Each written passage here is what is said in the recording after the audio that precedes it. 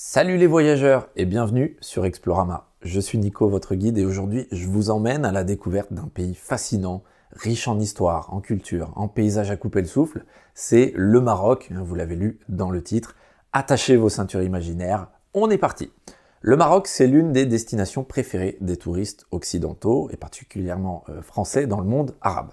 Ça se comprend facilement, ce pays attire par son quintuple pouvoir d'attraction, les plages et le soleil, les villes impériales historiques, les randonnées dans l'Atlas et aux portes du Sahara évidemment, les liens avec l'histoire et la langue française et enfin surtout un coût du séjour très raisonnable. Alors quelques petites précisions toutefois sur le soleil tout d'abord qui est oui très présent au Maroc, c'est un pays où il fait quand même assez beau, mais attention il peut aussi faire froid, il y a même de la neige et il peut faire gris au Maroc, vous n'êtes pas à l'abri notamment dans le nord d'avoir une semaine dégueulasse. Et puis sur le français aussi, une petite point sur lequel je veux revenir, oui le français est très utilisé, oui vous verrez les choses généralement écrites en arabe et en français, mais le français n'est pas toujours parlé partout, il n'est pas toujours parlé tout le temps, et parfois il ne l'est même pas du tout, et quand il est parlé, parfois c'est un peu rudimentaire, y compris par exemple dans des destinations touristiques comme Marrakech. Donc, petite précision faite, maintenant sans plus attendre, embarquons pour un tour du Maroc et des grands sites qui font la richesse et la beauté de ce pays. Impossible, bien entendu, d'être exhaustif en si peu de temps. Ne m'en voulez pas, mais j'ai essayé de faire un panorama assez complet. Parlons tout d'abord des villes impériales du Maroc. Véritable trésor d'histoire et d'architecture, on ne peut pas faire l'impasse sur ces villes impériales, au nombre de 4, qui sont bien souvent l'objectif du voyage. Et on va commencer par le commencement, à tout seigneur, tout honneur, Marrakech. Et oui, commençons par Marrakech, où vous pourrez admirer le minaret de la mosquée Koutoubia, érigé par les Almohades au XIIe siècle. Oui, ceux-là même qui ont construit la Giralda de Séville, qu'on retrouve donc en Andalousie, et justement, elle a été construite sur le modèle de cette Koutoubia. Ce minaret majestueux est un symbole emblématique de la ville, autant religieux que culturel et géographique. On doit parler aussi de la Médersa Ben Youssef, qui est le monument que je considère comme le plus intéressant dans la Médina. C'est un chef-d'œuvre arabo-andalou du XVIe siècle, construit par les Saadiens, qui est un joyau de l'architecture islamique.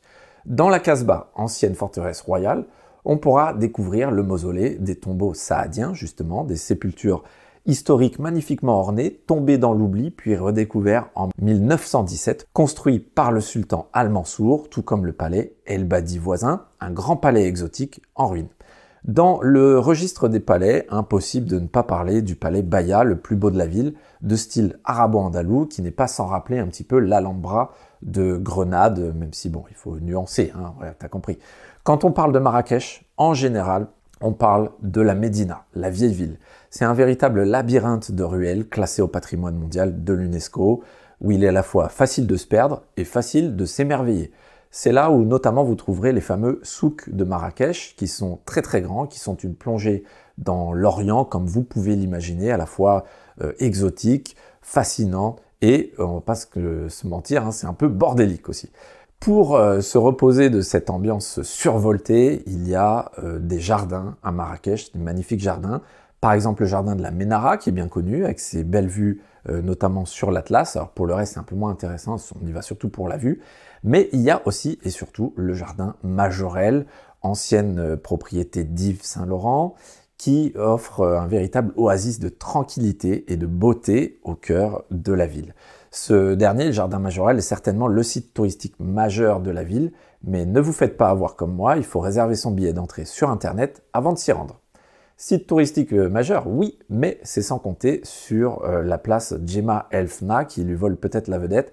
C'est le cœur palpitant de Marrakech, au cœur de la Médina, où le folklore, les artistes de rue et les restaurants créent une atmosphère véritablement unique. Cette place, c'est la cour des miracles. Vous y reviendrez encore et encore pendant votre séjour. On peut y voir de tout et n'importe quoi, charmeurs de serpents, vendeurs de jus de fruits, il y a même des arracheurs de dents. Bref, vous allez être complètement submergé. Marrakech, enfin, c'est également connu pour ses riads et ses hammams traditionnels qui vont donc du hammam vraiment traditionnel, donc celui qui existe depuis des siècles, jusqu'au spa moderne haut de gamme à l'occidental, donc il y en a pour tous les goûts.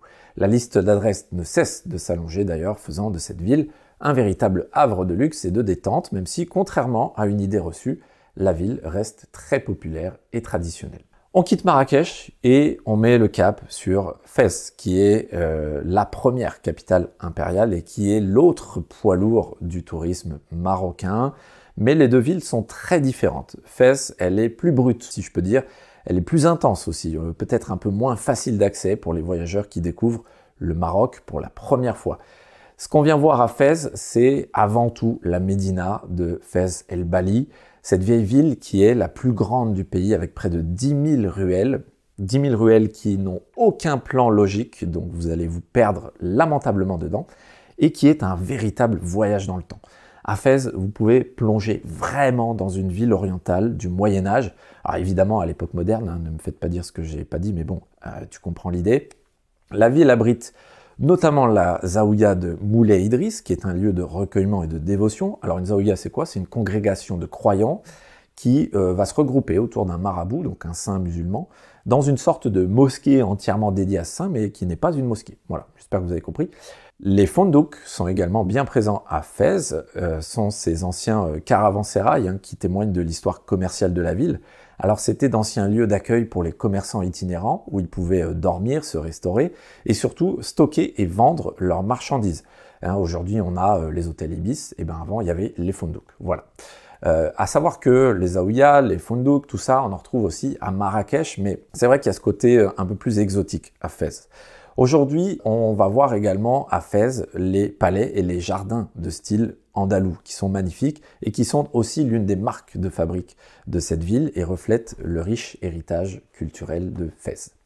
La médersa Bou Inania et celle de El Atarine sont des écoles coraniques d'une grande beauté architecturale. Et puis enfin, il y a la mosquée Karaouiyine, qui est capable d'accueillir 20 000 fidèles, donc c'est immense, et qui est interdit aux non-musulmans, évidemment, comme toutes les mosquées du pays, sauf celle de Casablanca, mais sa splendeur peut être facilement admirée de l'extérieur. Enfin, à Fès, pour terminer notre petite visite, ne manquez pas les célèbres couleurs des bassins du quartier des Tanneurs, le très fameux. Une expérience sensorielle unique, si je peux dire, car c'est vraiment le cas de le dire, c'est un régal pour les yeux, mais pas forcément pour le nez. On quitte Fès et on continue pas très loin vers Meknès, troisième ville impériale, qui est, bien que moins connue, possède aussi ses propres trésors. Elle est aussi, je tiens à le signaler, beaucoup plus calme et moins harassante que Fès, même si elle n'a évidemment pas la richesse historique de cette dernière. Alors, qu'est-ce qu'on peut voir à Meknès? Eh bien, il y a d'abord la Médersa Bouinania, qui est une école coranique ornée de magnifiques zéliges. C'est quoi un zélige? Ce sont des carreaux de faïence décoratifs, colorés, souvent bleu et vert, qu'on voit beaucoup au Maroc. Et puis, il y a le mausolée d'Ismaïl Ier, lieu de repos pour l'un des plus grands sultans du Maroc. Donc, c'est deux sites qui valent vraiment le détour. On pourra citer aussi la porte Bab al-Mansour, qui est considérée comme l'une des plus belles portes de Médina au Maroc et qui est un autre site à ne pas manquer. On quitte Meknès et on se dirige vers la dernière ville du quatuor impérial. C'est la capitale actuelle du Maroc, c'est Rabat, qui offre également des trésors architecturaux. À commencer par la porte de la Casbah des Oudaya, qui est une entrée majestueuse datant du XIIe siècle, et la muraille de 5 km de long qui entoure la Casbah, qui sont des incontournables, aux côtés de la fameuse tour Hassan, qui est sur le modèle également de la Koutoubia de Marrakech, sauf qu'elle est à moitié terminée. Voilà. Rabat, c'est une ville très agréable pour découvrir le Maroc, vraiment. On y trouve une superbe médina, il y a des monuments intéressants, des souks animés, mais c'est pas harassant. Et pour le reste, c'est une ville assez verte, tranquille, au bord de l'océan, donc voilà, bien sympa, Rabat. Mais le Maroc ne se résume pas à ses seules villes impériales. Il regorge aussi de nombreux autres sites urbains intéressants, dont voici donc un petit florilège, encore une fois non exhaustif, bien entendu.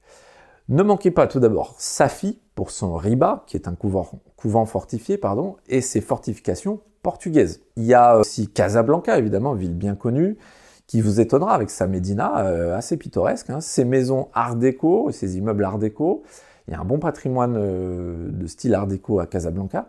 Et puis, évidemment, la grande mosquée Hassan II, qui est la plus imposante d'Afrique et qui se visite, qui est la seule mosquée d'ailleurs du Maroc qui peut être visité par les non-musulmans. Casablanca, c'est aussi la grande métropole marocaine. C'est sa ville la plus moderne. C'est pas une destination particulièrement touristique, mais c'est intéressant si vous faites le tour du Maroc de voir Casablanca pour avoir cette vision justement contemporaine du Maroc et pas uniquement les villes touristiques et historiques. Rien à voir, on change de registre, on part à Ouarzazate, nom bien connu, ville porte d'entrée du désert, avec sa casbah du Glaoui, sa lumière évidemment exceptionnelle, son ensoleillement, et puis ses studios de cinéma célèbres qui sont à découvrir là où ont été tournés pas mal de blockbusters hollywoodiens qui prennent pour décor le désert. Tout au nord du pays, il y a Tanger, juste en face de l'Espagne, qui est d'ailleurs bien visible.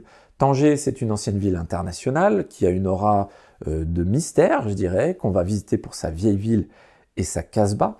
Pas très loin de Tanger, il y a Tétouan, qui est clairement la ville la plus andalouse du Maroc, si on peut dire, avec sa médina toute blanche.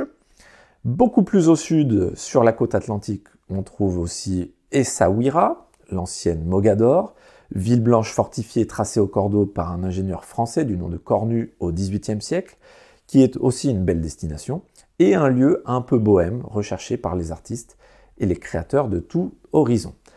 Impossible de parler du Maroc et de faire l'impasse également sur Chefchaouen, ou tout simplement Chaouen, qui est une ville certes plus petite que celle que j'ai précédemment citée, mais qui a un cadre magnifique dans les montagnes du Rif, proche de la Méditerranée, et qui est bien connue, surtout sur Instagram, pour ses ruelles peintes en multiples teintes de bleu et pour son passé hippie, dont l'ambiance déteint encore aujourd'hui. On peut également citer Moulay Idriss, qui est une ville historique et sainte, puisqu'elle renferme le tombeau et la zaouïa de Idriss Ier, le fondateur au 8e siècle de la dynastie des Idrissides, qui porte son nom, et premier grand dirigeant musulman du Maroc.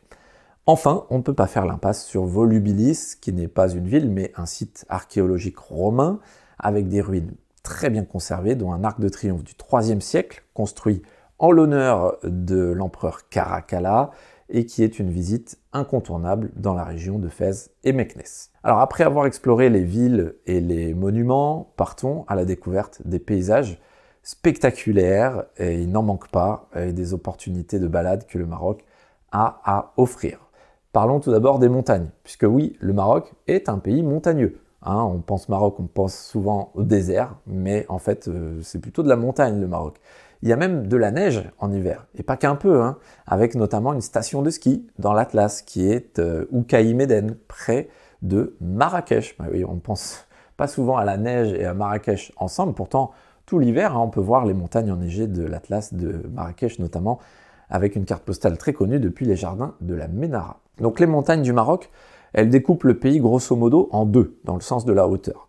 Avec du nord au sud le Rif, près de la Méditerranée, le Moyen Atlas, donc dans la région de Fès, le Haut Atlas, dans la région de Marrakech, et puis l'Anti-Atlas au sud et côté désert.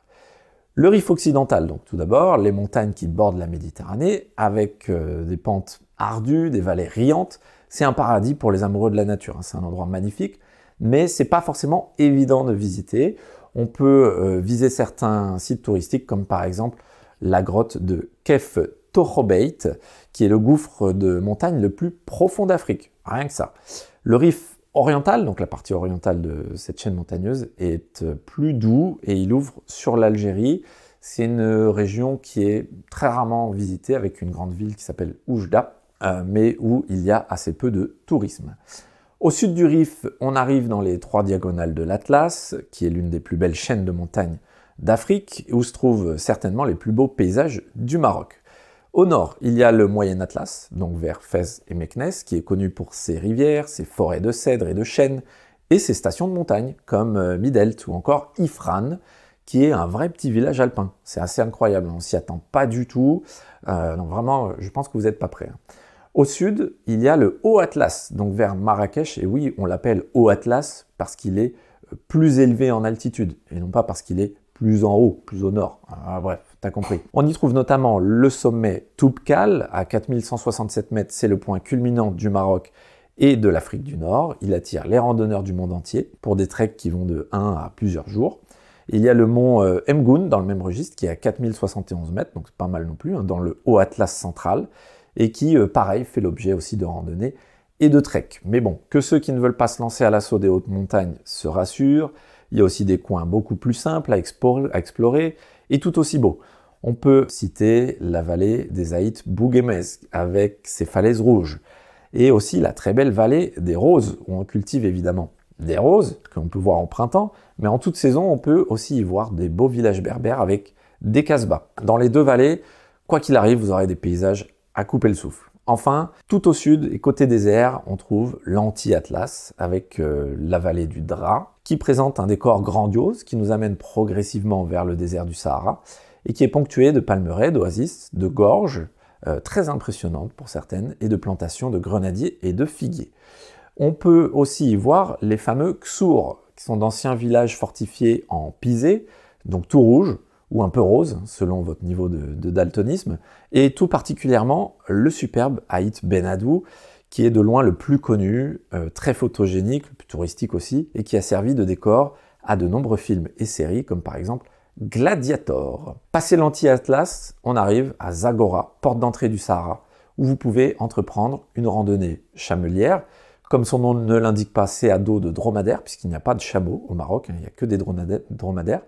Et donc où on passe des nuits sous tente, plus ou moins luxueuses, pour explorer donc les contreforts du Sahara qui commencent ici, ses étendues caillouteuses et ses premières dunes.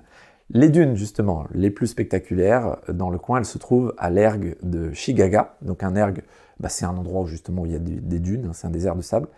Donc Chigaga près de M'Hamid, et à l'ergue Tchebi surtout, qui est dominée par les dunes de Merzouga, et où on trouve de très nombreux camps pour passer la nuit dans le désert. Petite précision d'ailleurs, c'est un endroit qui est assez touristique, hein. Il ne faut pas s'attendre à être absolument tout seul. Ça reste néanmoins le Sahara, hein, le vrai, et ça a un côté magique, évidemment, peu importe l'affluence. Pour les plus aventureux, et surtout pour ceux qui ont beaucoup plus de temps, on peut citer Figuig, totalement oublié, à l'extrême sud-est du pays. C'est un grand oasis, un vrai de vrai, avec le pack toute option, sa grande palmeraie et son architecture du désert. C'est à la frontière avec l'Algérie, et comme les deux pays entretiennent des relations un peu compliquées, et surtout, comme c'est au milieu de nulle part, c'est un endroit qui n'est pas très touristique. Alors après cette immersion dans la nature marocaine, allons explorer les magnifiques côtes du pays. Et oui, le littoral marocain, qui possède deux salles, deux ambiances, avec au nord la Méditerranée, et à l'ouest l'immense façade atlantique. Et on commence justement par cette dernière, la côte atlantique, qui offre des grandes et belles plages de sable, parfaites pour la baignade, presque toute l'année quand vous allez vers le sud. Au nord, on a près de Tanger, ce sont les villes de Larache et surtout d'Assila qui ont le plus d'intérêt, avec leurs longues plages évidemment, mais aussi leur charmante médina en bord de mer. Beaucoup plus au sud, il y a Essaouira, la ville blanche dont on a déjà parlé, le Saint-Malo marocain, qui est plus souvent visité pour son patrimoine, hein, mais qui a néanmoins une très belle plage. Encore un peu plus au sud, c'est le domaine du surf, notamment à Tarazout, qui est une station balnéaire très orientée sur le surf, donc, mais aussi avec beaucoup de charme. Et puis, quand on parle de la côte au Maroc, on pense tout de suite à Agadir. Avec ses 9 km de plage, c'est la grande destination balnéaire tout au sud du pays. Agadir, c'est une ville moderne qui a été détruite par un tremblement de terre puis reconstruite, et avec beaucoup de grands hôtels balnéaires, aussi beaucoup d'Européens.